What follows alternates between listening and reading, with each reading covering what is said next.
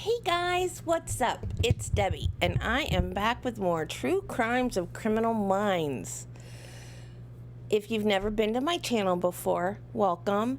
What I do is I look at an episode of Criminal Minds and then I talk about a true crime case that was either mentioned in the episode, similar to the episode, or sometimes a case that the episode was based on. Hi, returning viewers. Welcome back. I love y'all. This one is a little different because, well, you'll see. The episode, we're on season 3 now, so it's season 3, episode 1 of Criminal Minds, and it's called Doubt. And basically, it is about a man who is stalking and killing young brunette college students, much like Ted Bundy, which I've already done Ted Bundy. So now we have the Ted Bundy wannabe, Danny Rolling. Let's go ahead and get started.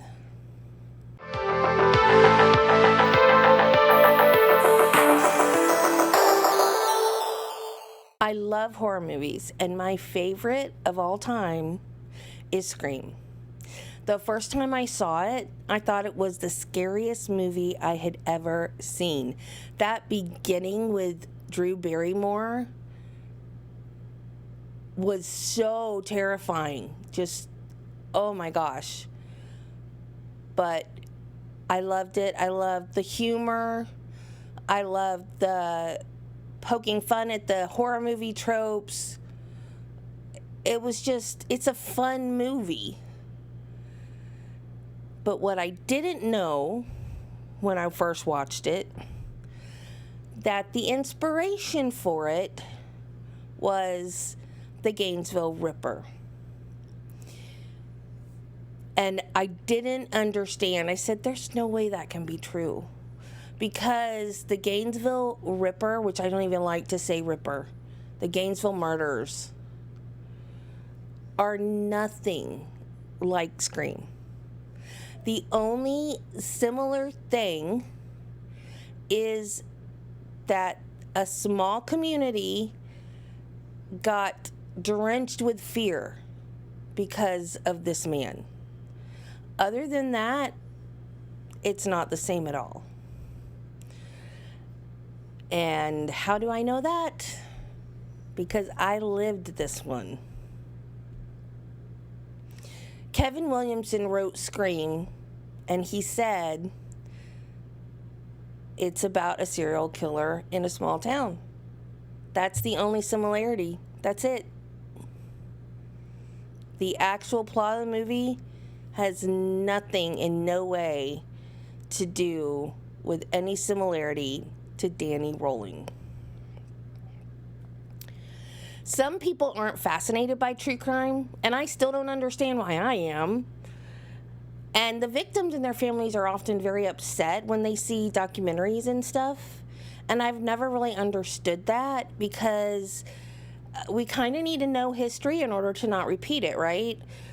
So I never understood why they were upset. But as I started researching for this episode, I finally got it. I understood it for the first time because this is my story. This happened where I lived, worked, and went to school. There's a memorial to the victims so that we never forget them that I drive by frequently. As I started reading the different websites, I can't even describe how it feels. Every little mistake or incorrect fact disgusts me. Why can't they get it right? Of course, I didn't really need to research this one, but I wanted to get the dates, names, and little details correct. I'm friends with one of the victim's stepmothers, and I will see her on a documentary about the case, and it makes me cry.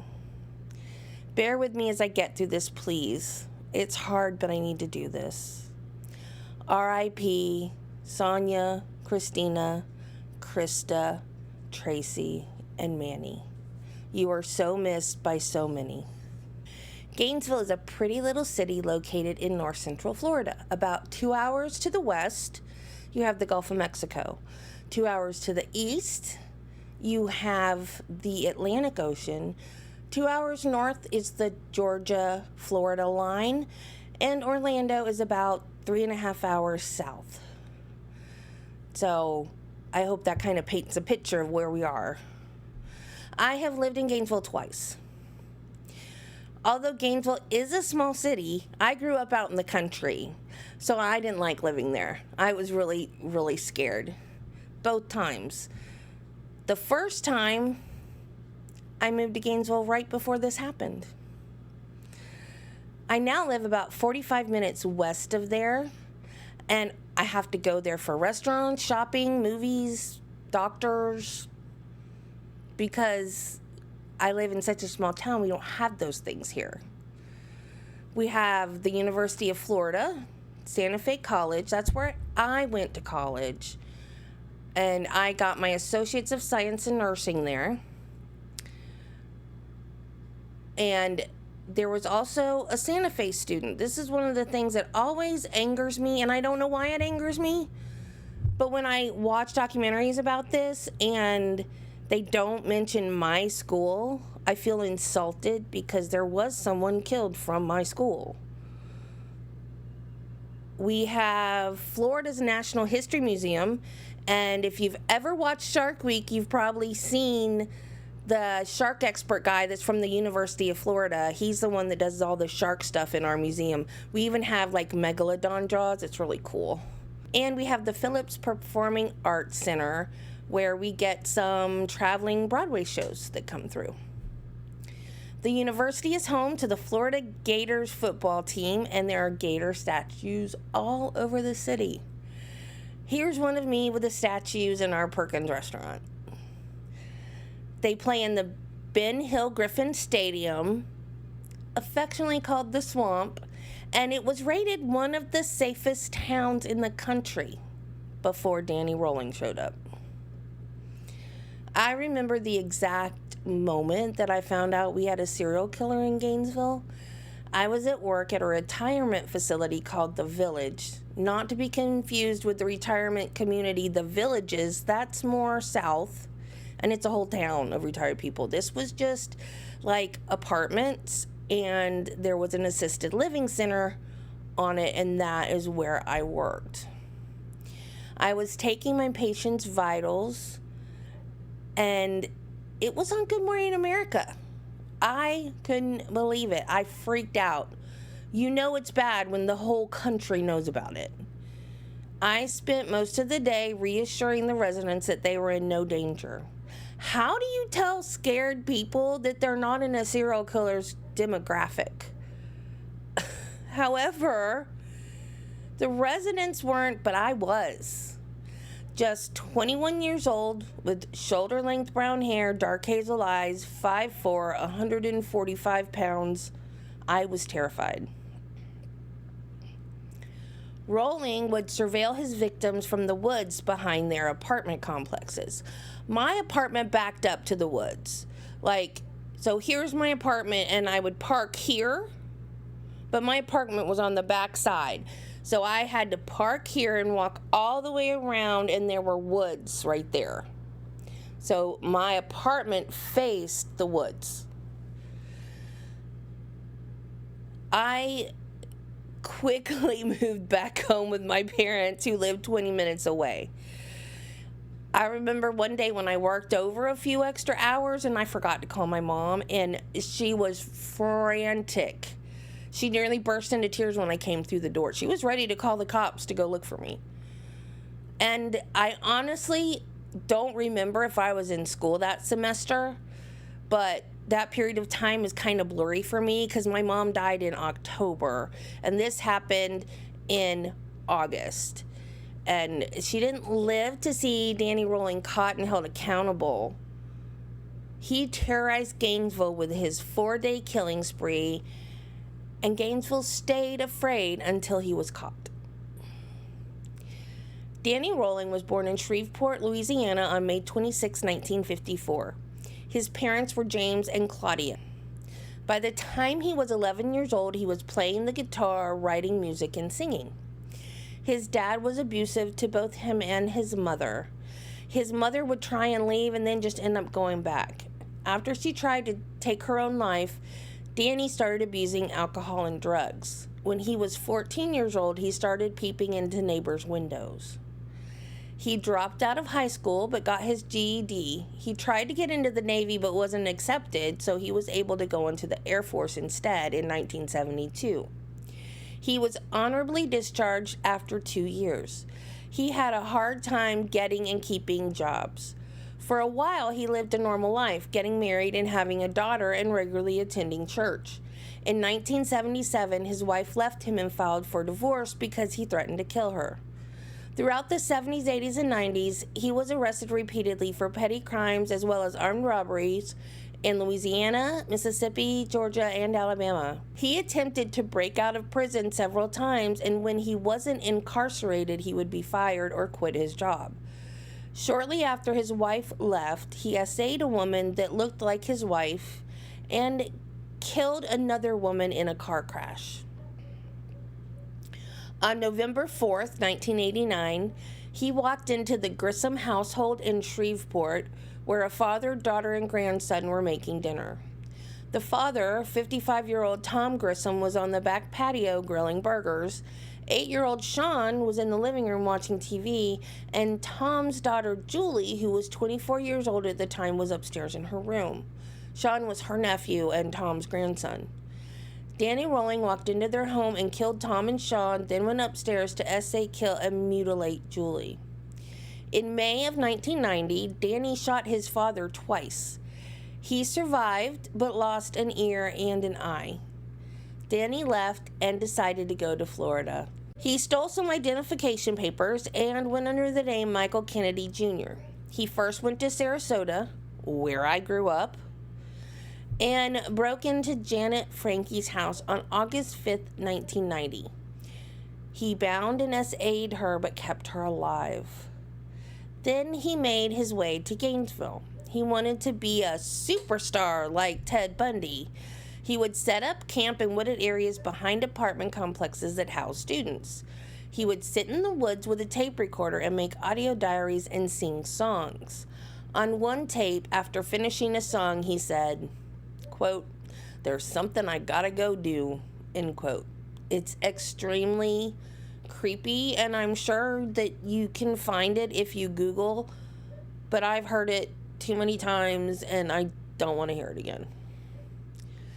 Sonja Larson, 18-year-old college freshman at University of Florida, was from Deerfield Beach, and her roommate, 17-year-old Christina Powell, was also a freshman from Jacksonville.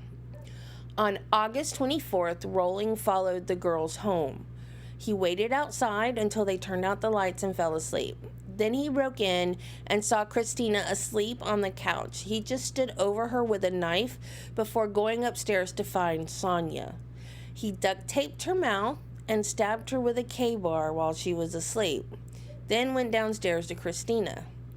He duct taped her mouth and bound her hands behind her back. He essayed her, then made her lay on her stomach and stabbed her in the back 5 times. After killing the girls, he posed them and he cut things off. He cleaned the bodies with vinegar and took a shower before he left. On August 27th, 18-year-old Christa Hoyt was late for work. She was never late for work. She worked for the Alachua County Sheriff's Department part-time as a records clerk.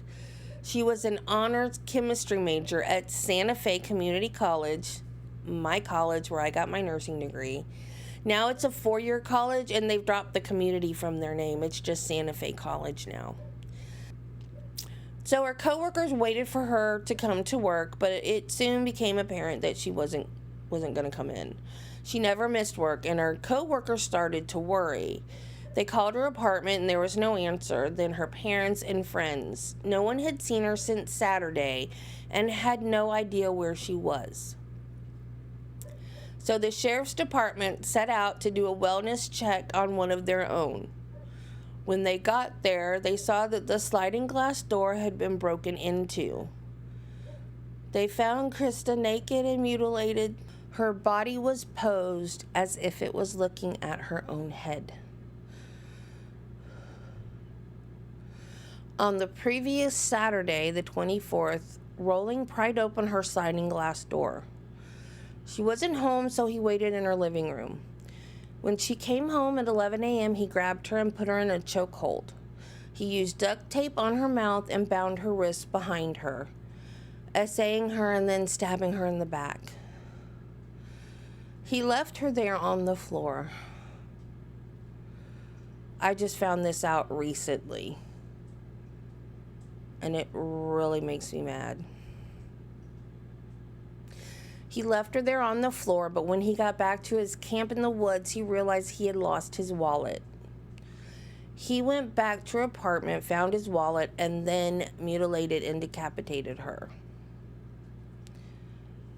That sick SOB wouldn't have mutilated her if he hadn't lost his stupid wallet. When asked why he had posed her that way, he said it was for the shock value. After this, the news was nationwide. Everywhere I looked, newspapers, magazines, TV, it was everywhere. It was probably the most terrified I've ever been in my life. Imagine seeing a magazine in a checkout line and wondering if the serial killer on the front of the magazine could be the person in the checkout line behind you at the grocery store. The colleges shut down for a week. They put up flyers everywhere about taking precautions. Don't get in a car with strangers. Walk places with a buddy, etc., etc. Students were sleeping together in groups. Some students were changing school, and others were just leaving altogether. It was like a mass exodus.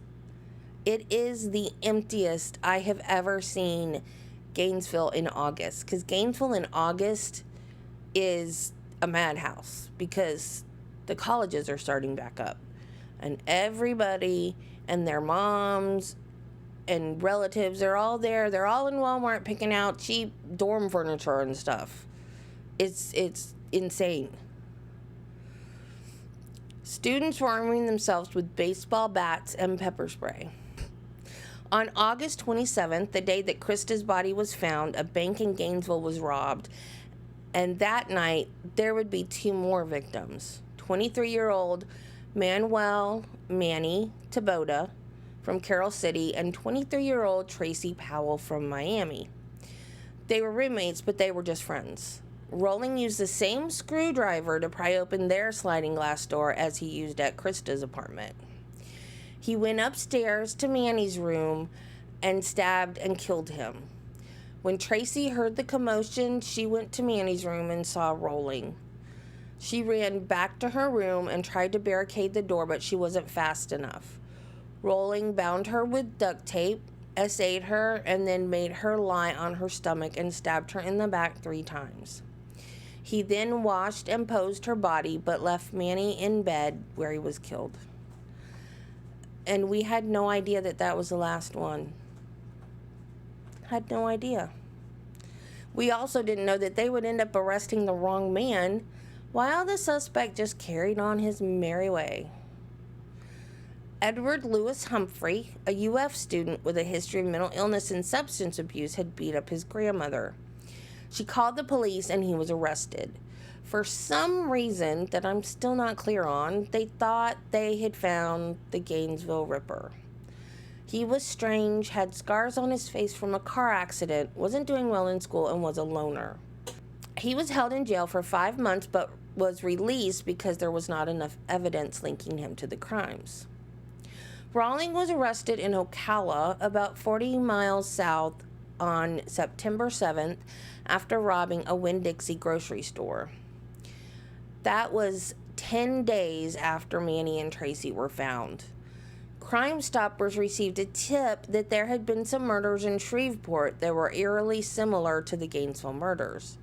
Shreveport and Gainesville police compared notes and came to the conclusion that the murders were done by the same person. The similarities were the posing of the bodies, the duct tape residue, and cleaning the bodies with vinegar. They also found that the killer had type B blood and did a DNA comparison that largely matched Rolling. Gainesville police went to Ocala to look at the evidence and talk to Rolling. In the evidence locker, they found a gun, screwdriver, which matched the tool marks on the sliding glass doors, a bag of money covered in dye, because there was a dye pack in the bag from the bank robbery, and a cassette player. They also found the places that he had camped out and found tapes containing audio diaries. In November of 1991, Rolling was charged with 5 murders in Gainesville. He waited for his trial for 4 years, only to confess right before the trial began. State's attorney Rod Smith prosecuted the death penalty phase. On April 20th, 1994, he was given the death penalty. While in prison, he was diagnosed with antisocial and borderline personality disorders, along with paraphilia. And this next thing ticks me off so bad. His last meal, lobster, shrimp, and cheesecake. And my tax dollars paid for that. I thought there was a money limit on last meals. I can't even afford lobster and shrimp myself.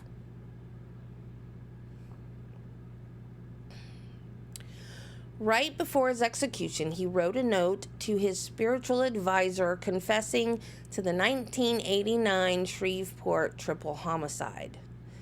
There were 47 witnesses to his execution, which was double the room's normal capacity.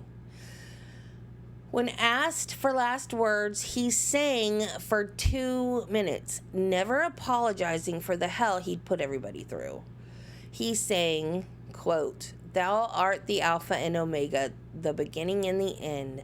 The sound of thy voice steals a mighty wind. None greater than thee, O Lord, none greater than thee." End quote. He was lethally injected at 6:01 p.m. and was pronounced dead at 6:13 p.m. My friend Diana was Christa Hoyt's stepmother, and she was there. And she said to reporters outside the prison, quote, "I guess this is the final chapter of this book. Maybe now that this is over and we don't have this cause to fight for, we can try and relax and live with the memories of our children." End quote. Teacher Adam Byrne Tritt painted a memorial on the 34th Street graffiti wall. It's still there over 33 years later. That wall gets tagged constantly. It's ever changing. There is a group made up of friends and family of the victims called the Keepers of the Wall, and they keep it maintained. And it's a misdemeanor to paint on the wall. So Tracy Powell's dad wanted to touch up a spot, so he asked for permission in writing and he got it. There's a permanent plaque there now. Alachua County Sheriff Sadie Darnell maintained single-handedly for the first 10 years. After those first 10 years, university officials sealed that portion of the wall with a bonding agent, as well as planting trees in the median in front of the mural as a memorial. There are also memorial trees on campus outside of the library on the University of Florida campus. And there's 2 scholarship programs that have been set up in the victim's name. It has given out hundreds of thousands of dollars for people to go to college. I will never forget it. I hope I never experience anything like it again. And it's like a bookmark in my life. You know, when was the Gainesville murders? 1990. I don't know how to explain it. It's just like a bookmark in my life. And I will never forget the summer of 1990.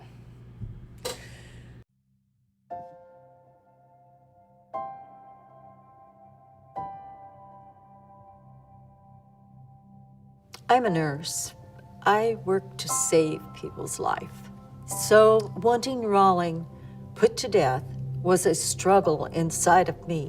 I wanted him put to death because of everything he had done, and I didn't want him to think about it anymore, enjoy it anymore.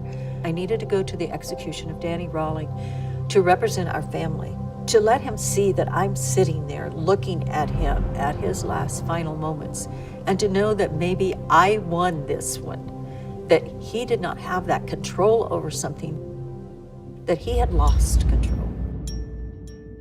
They opened the curtain, and they had him on the gurney in front of us. And Danny Rolling was an unusual character. He liked to think that he could produce art and produce music. And so he had one song he liked to sing. And he looked at all of us sitting there, and he started singing his song. You can't run from your shadow, all you wanna be. So that really made us even angrier at him, to think that he could sit there and talk about his lone rider or whatever it was. We didn't want to hear that anymore. It was very difficult to go through that. It was a shock to watch somebody be put to death, but it was something that you knew you had to do.